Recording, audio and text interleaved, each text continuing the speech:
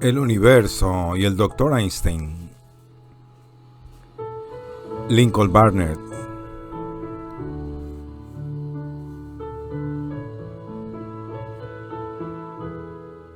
Quinta parte. Capítulo 9. El ego en matemáticas, dijo Albert Einstein, siente un misterioso estremecimiento cuando oye hablar de objetos de 4 dimensiones, sentimiento parecido al que despiertan los pensamientos sobre lo oculto. Sin embargo, es casi un lugar común decir que el mundo en que vivimos es un continuo espacio-tiempo de 4 dimensiones. Un lego en matemáticas podría objetar el uso del vocablo lugar común en relaciones con esto. Sin embargo, la dificultad estriba más en la expresión que en las ideas. Una vez que el significado de la palabra continuo es propiamente aprendido, la imagen einsteiniana del universo como un continuo espacio-tiempo de 4 dimensiones, y este es el punto de vista subyacente a todas las concepciones modernas del universo, se hace perfectamente clara. Una regla, por ejemplo, es un continuo unidimensional de espacio. La mayoría de las reglas están divididas en decímetros, centímetros y milímetros. Pero es posible imaginar una regla dividida en 100 billonésimas de centímetros. No hay razón teórica para que los intervalos entre punto y punto no puedan ser menores aún. El carácter distintivo de un continuo es que el intervalo que separa 2 puntos cualesquiera puede ser dividido en un número infinito de intervalos arbitrariamente pequeños.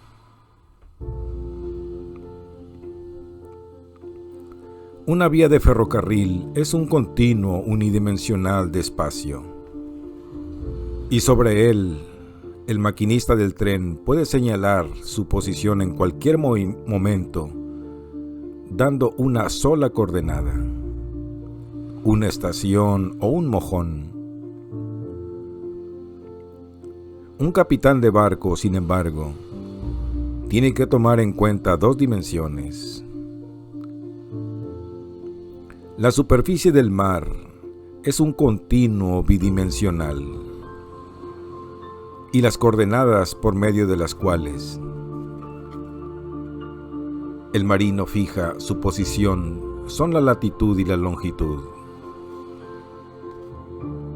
El piloto de un avión guía su aparato a través de un continuo tridimensional y, por lo tanto, tiene que considerar no solo la longitud y la latitud, sino también su altura sobre el suelo. El continuo de un piloto constituye el espacio tal como lo percibimos. En otras palabras, el espacio de nuestro mundo es un continuo de 3 dimensiones. Para describir cualquier acontecimiento físico que comprende movimiento, sin embargo, no basta con indicar su posición en el espacio. Es necesario indicar también cómo cambia su posición en el tiempo. Así, para dar una imagen exacta del movimiento del tren que va de Nueva York a Chicago, no es suficiente indicar que el tren va de Nueva York a Siracusa, a Cleveland, a Toledo y a Chicago, sino que también hay que señalar los tiempos en que toca cada uno de estos puntos. Esto puede hacerse mediante un horario o una gráfica. Si los kilómetros que hay entre Nueva York y Chicago se dibujan horizontalmente en un trozo de papel reglado, y las horas y minutos son dibujados verticalmente. Entonces, una línea diagonal correctamente dibujada a través de la página ilustra el avance del tren en un continuo espacio-tiempo bidimensional. Este tipo de representación gráfica es familiar a la mayoría de los lectores de periódicos. Un gráfico del mercado de acciones, por ejemplo, da una imagen de sucesos financieros en un continuo bidimensional dólar-tiempo. De la misma manera, el vuelo de un aeroplano de Nueva York a Los Ángeles puede ser representado mejor en un continuo espacio-tiempo de 4 dimensiones. El hecho de que el avión se encuentra a la latitud X, longitud Y y altitud Z no indica nada al encargado del tráfico de la compañía de aviación, a menos de que la coordenada tiempo sea dada también. Así, el tiempo es la 4ª dimensión. Y si queremos formarnos una idea del vuelo en su conjunto, como una realidad física, no puede descomponerse en una serie de despegues, elevaciones, planeos y aterrizajes. Por el contrario, debemos representárnoslo como una curva continua en un continuo espacio-tiempo de 4 dimensiones. Como el tiempo es una cantidad impalpable, no es posible hacer un dibujo o construir un modelo de un continuo espacio-tiempo de 4 dimensiones, pero puede ser imaginado y representado matemáticamente. Para describir los formidables confines del universo, más allá de nuestro sistema solar, más allá de las enjambres de estrellas y las nubes estelares de la Vía Láctea, más allá de las solitarias galaxias exteriores que arden en el vacío, el científico debe representárselo todo como un continuo de 3 dimensiones de espacio y una de tiempo. En nuestra imaginación tendemos a separar estas dimensiones. Tenemos una conciencia del espacio y una conciencia del tiempo. Sin embargo, la separación es puramente subjetiva. Y cuando ha demostrado la teoría especial de la relatividad, espacio y tiempo son cantidades relativas que varían de acuerdo con un observador. En cualquier descripción objetiva del universo, tal como pide la ciencia, la dimensión tiempo no puede separarse de la dimensión espacio, más de lo que la longitud puede separarse del ancho y el espesor en una representación exacta de una casa, un árbol o Betty Grable. De acuerdo con el gran matemático alemán Hermann Minkowski, que desarrolló la matemática del continuo espacio-tiempo como un medio conveniente para expresar los principios de la relatividad, el espacio y el tiempo tomados por separado se han desvanecido en puras sombras y solo una especie de combinación de los dos conserva alguna realidad.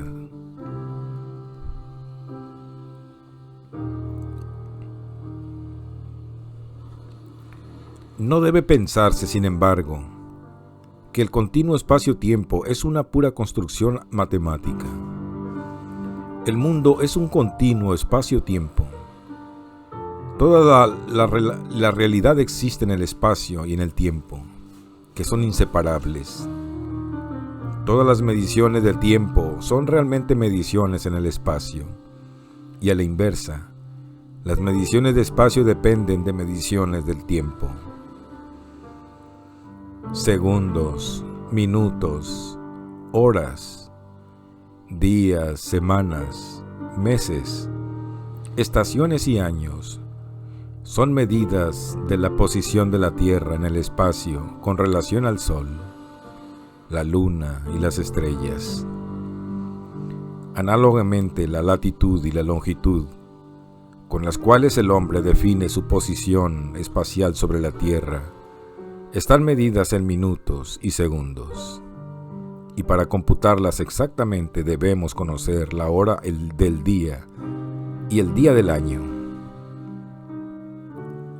Marcas terrestres como el Ecuador, el Trópico de Cáncer o el Círculo Ártico son simples relojes de sol que marcan las cambiantes estaciones. El mediodía no es más que un ángulo del sol. Aún así, la equivalencia de espacio y tiempo se torna verdaderamente clara al contemplar las estrellas. Entre las constelaciones más conocidas, algunas son reales, en el sentido de que sus componentes estelares son verdaderos sistemas gravitacionales que se mueven ordenadamente en relación de unos con otros. Otras son puramente ópticas.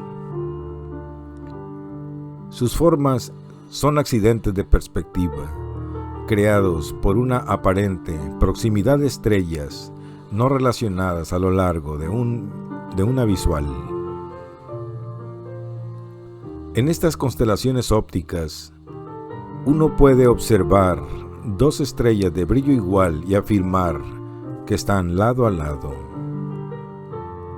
en el firmamento, mientras que en realidad una puede estar a 40 y la otra a 400 años luz de la Tierra.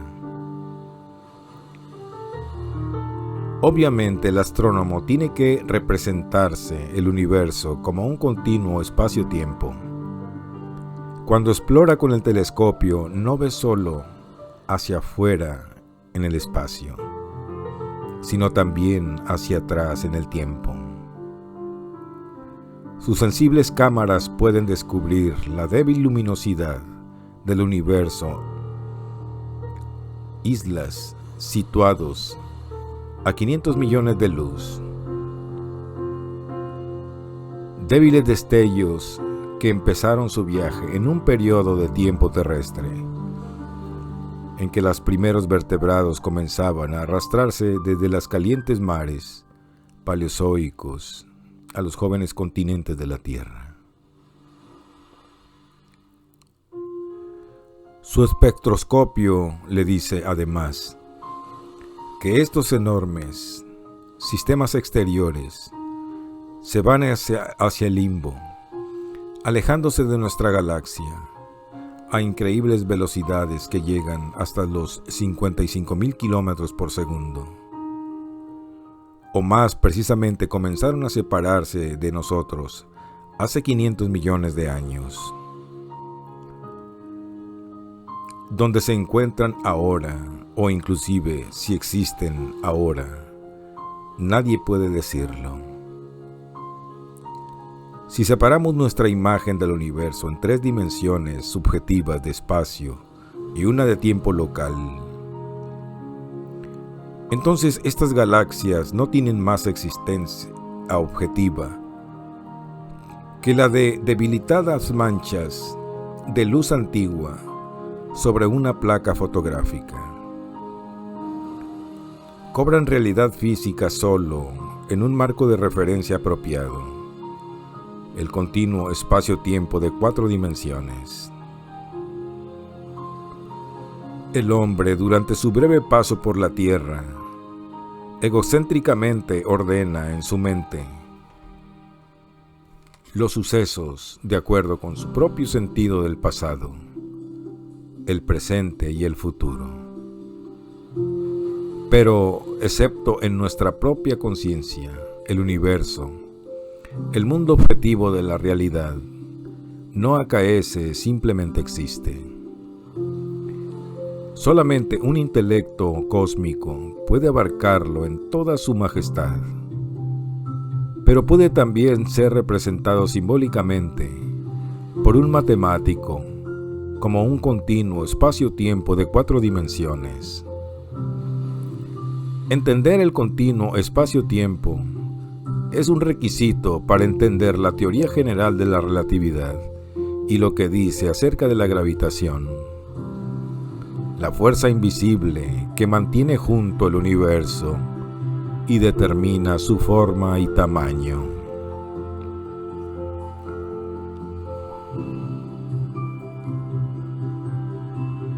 Capítulo 10.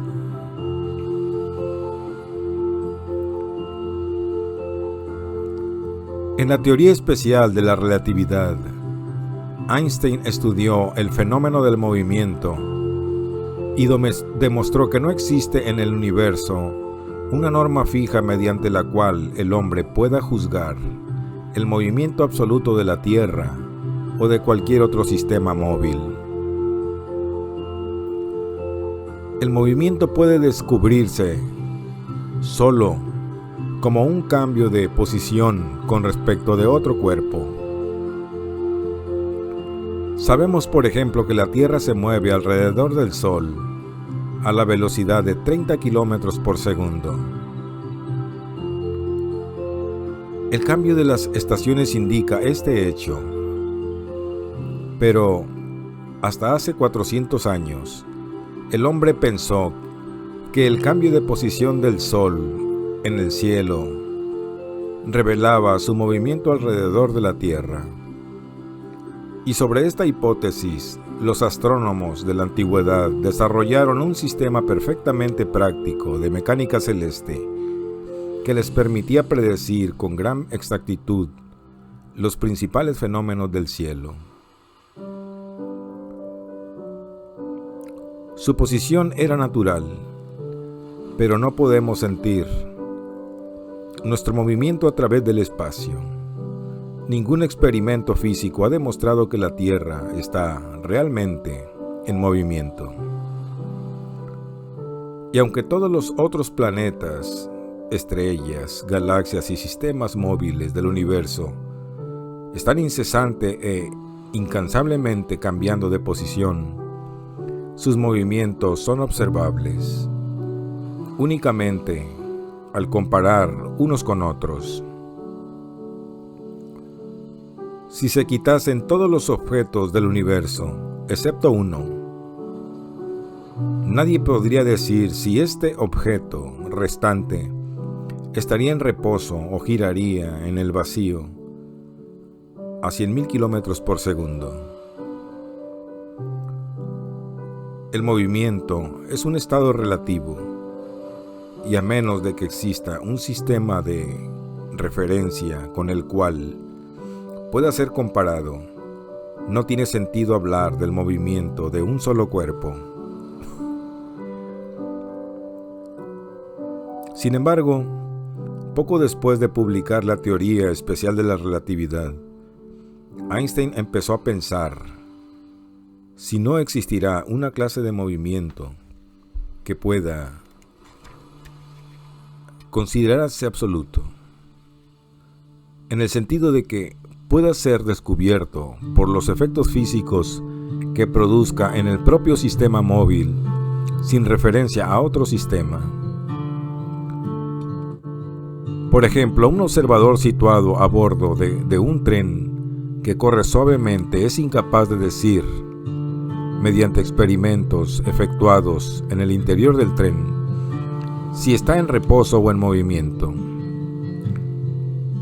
Pero si el maquinista aplica repentinamente los frenos o suelta toda la marcha, el observador se dará cuenta, por la sacudida resultante, de un cambio en su velocidad.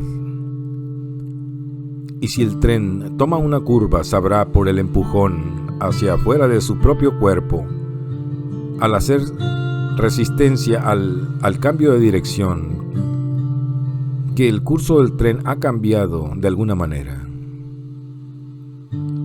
Por lo tanto, razonó Einstein, si solo un objeto existiera en el universo, la Tierra por ejemplo, y repentinamente empezase a girar con irregularidad, sus habitantes se darían cuenta del movimiento.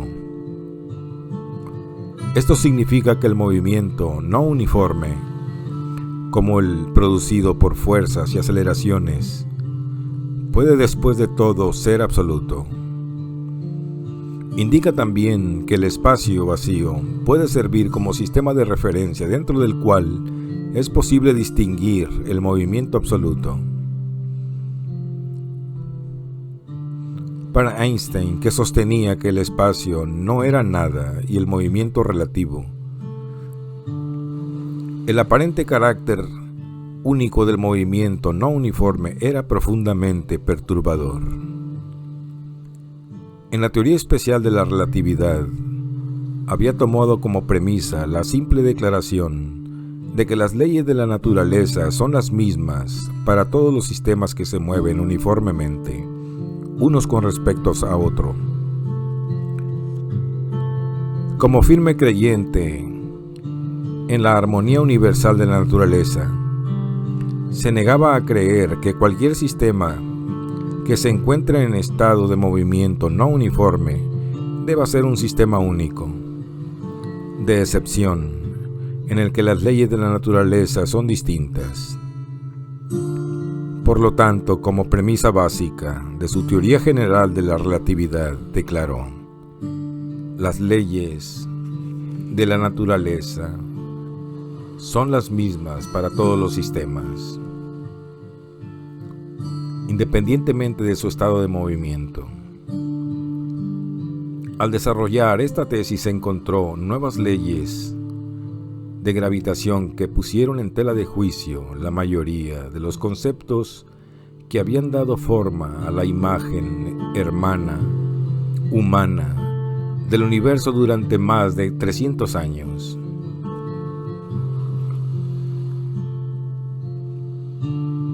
El trampolín de Einstein fue la ley de la inercia de Newton que, como cualquier escolar sabe, dice: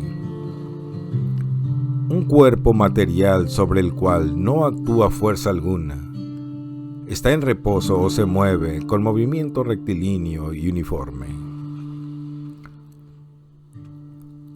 Es la inercia, por lo tanto, lo que produce las peculiaridades sensaciones que tenemos cuando el tren se detiene, acelera o toma una curva.